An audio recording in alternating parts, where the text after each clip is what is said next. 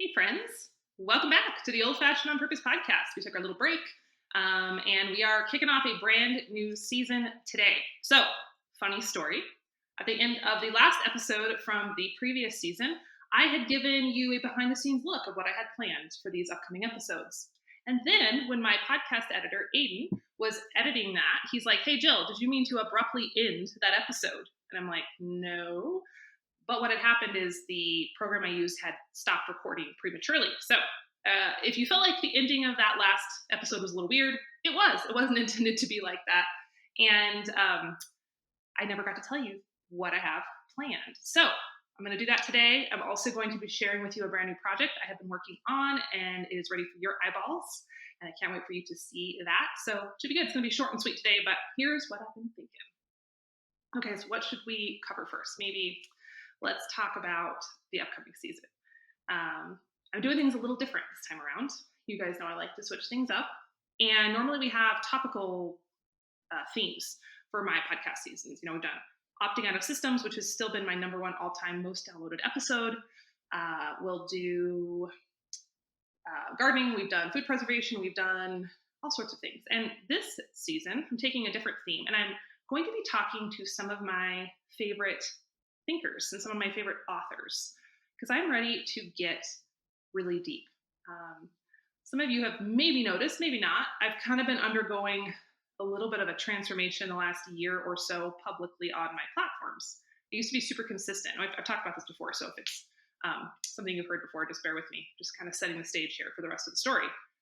I have been super consistent with content creation and my brand, and I've been really proud of that. Always producing blog posts, always producing videos, always producing podcast episodes, very much in a certain vein of tutorial and how-to content. That was great. It was fantastic.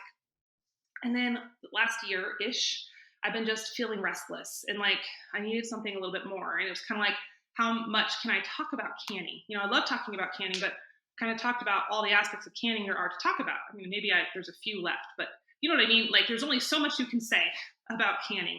And the way my brain works, I need new concepts to chew on and new ideas. And I need to stretch the boundaries of what I know is possible. And I've just been looking for those richer pieces of this lifestyle. It's not that I want to move away from homesteading. It's just that I'm ready for something kind of next level. And I talked about this, I think on an Instagram story a month ago or so. And I love the responses I got from those of you. I just was sharing, I was chopping up garlic scapes from my garden. And I was just talking about how my relationship with homesteading has really changed over the years. And, you know, when we first started, like many of you, maybe you're in this boat right now, it was brand new. It was like the honeymoon period of homesteading and it consumed every part of my life. It was my absolute identity because I loved it. And it was all I could post about, all I could talk about. It was the most important thing, you know, that I was working on at the time. And so I was really like all in on the homesteading. And I'm still all in on the homesteading. But things have shifted over the years. And, you know, it felt a little disorienting to me at first because I'm like, do I not like this as much as I used to? Am I losing my edge? Like, what's going on? What's happening to me? Because we're still homesteading. We're still gardening. We're still keeping our cattle. We're still milking the cow and raising the beef and cooking and all of that. But it just is it has a different place in our life than it used to. It's not so like in your face, like taking all of my time and energy. It's kind of in the back burner. And, you know, there's other pieces of my life now, different businesses, different projects, different thoughts and books and things I'm reading that are a little bit more exciting feeling. Not that homesteading isn't still something I love, but I'm a little more captured and enthralled with these other ideas. And anyway, I shared that on Instagram and I had some great responses. People are like, you know, actually, that's what I'm striving for. I know a lot of you are wanting to get to that point where maybe your garden isn't the only thing that you have time for because it's now comfortable and it's routine and it's something that you do, but it's not the only part of you. And so some of you found that encouraging. Some of you shared that maybe, you know, it's just when you get used to things, they become easier. So you don't have to focus so much on them. But anyway, it was a great conversation. And that's really something I'm reflecting in this season is homesteading is still there in the background, but I'm really ready to take it to the next level. Hey friends, I want to interrupt this episode for just a sec to answer a question that a lot of you have been asking me lately, and that is, do I still love my Harvest Guard reusable canning lids? So last year I did a video about these lids and it kind of went viral and we ended up creating a backlog of orders for the Harvest Guard company. So it was kind of crazy, but as a result, a lot of you watched that video and were curious to know if I still like these lids all these months later. And my answer is yes, I absolutely do. I love that I can buy them once. I don't have to rebuy them constantly, which right now in this world of crazy, unforeseen shortages of materials, that's a huge bonus. Also, the sustainable part of me just really likes the fact that something isn't going into the garbage every single time I open a jar of home canned food.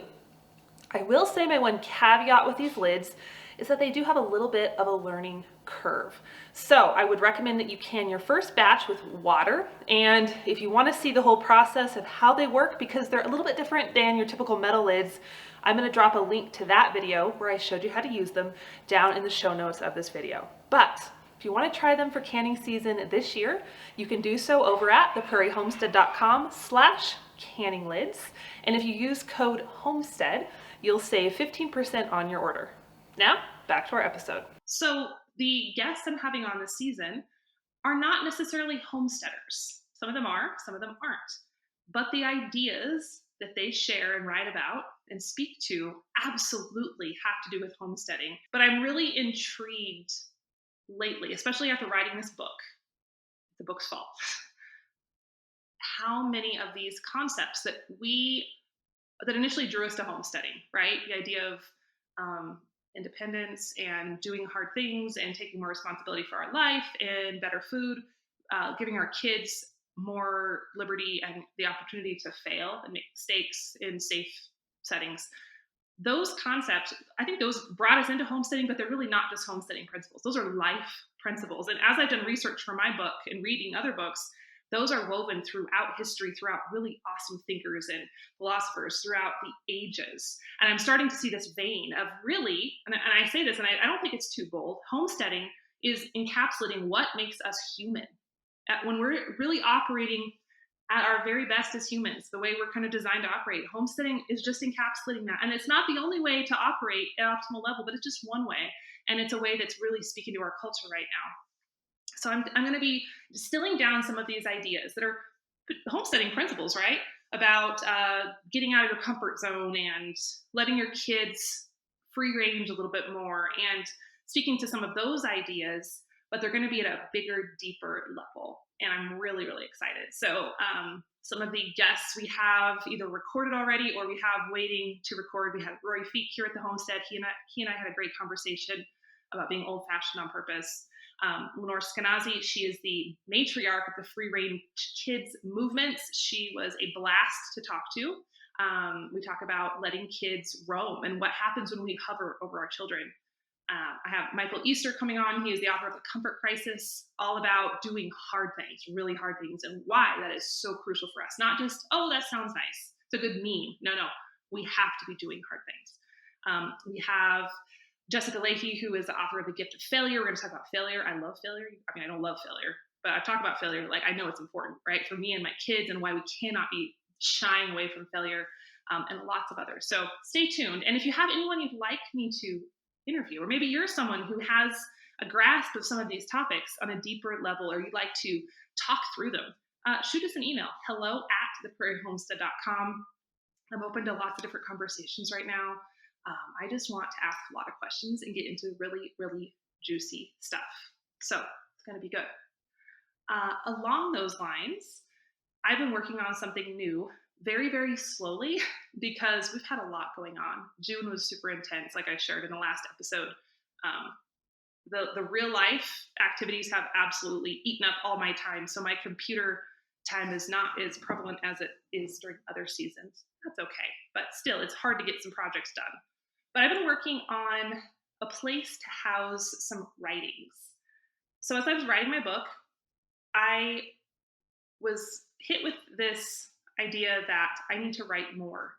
And I really like my brain when I'm writing. I like how I think when I'm writing. It forces me to process things in different ways and just have deeper thoughts. It's hard to do that when I'm not in the middle of a project. And so as I finished my book manuscript, well, it's not done, but it's over to the editor right now. I was kind of sad, believe it or not. I mean, I was happy it was done-ish, but I felt this sense of emptiness of like, I still need to have a reason to write and think and process. And so I thought, how can I do that? Well, the first thing that came to mind was blogging, which is kind of funny. I'm a blogger from way back, but I want to kind of reinvent that a little bit in my own life. So I'm starting a blog, y'all. And it's still in conjunction with the Prairie Homestead. The Prairie Homestead is not going anywhere. And if you haven't been there in a while, it's still the hub of all the things I do online. Has all the or not all of them, but a lot of the podcast episodes are there. We have transcripts and notes and links. So if you want to check out an episode before you listen to it, go to theprairiehomestead.com. We have my products and courses and books there. You can check those out. We have a page where you can see all the resources that I love for homesteading, everything from kitchen supplies to gardening stuff to books. That's all listed there, plus all the blog posts.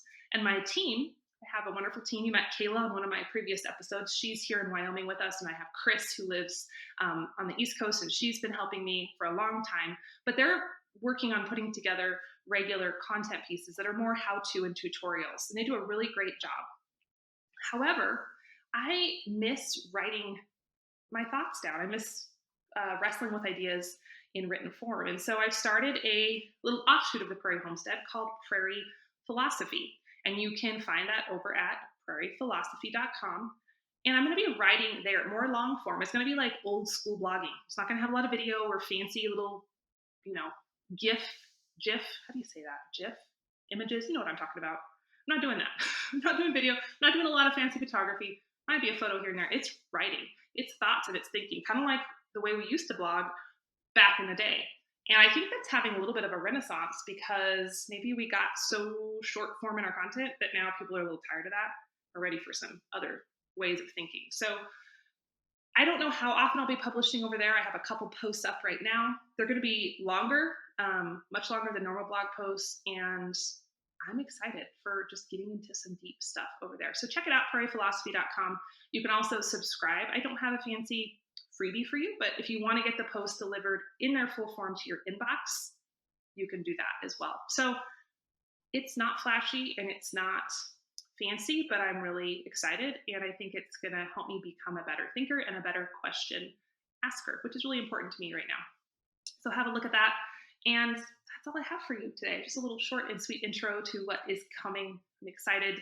And I hope you guys enjoy the upcoming episodes. I think they're really good. And I hope they help you expand your thinking and what you believe to be possible in this world of homesteading and beyond. So that's it for today, friends. You can keep up with me as usual over at theprairiehomestead.com, or you can follow me on Instagram. I'm pretty active there-ish, when I feel like it, when I can squeeze it in. It's Instagram.com/Jill.Winger is my handle. And of course, Facebook and all those places too. So stay tuned, and I'll chat with you next week with our first guest interview. Take care, friends.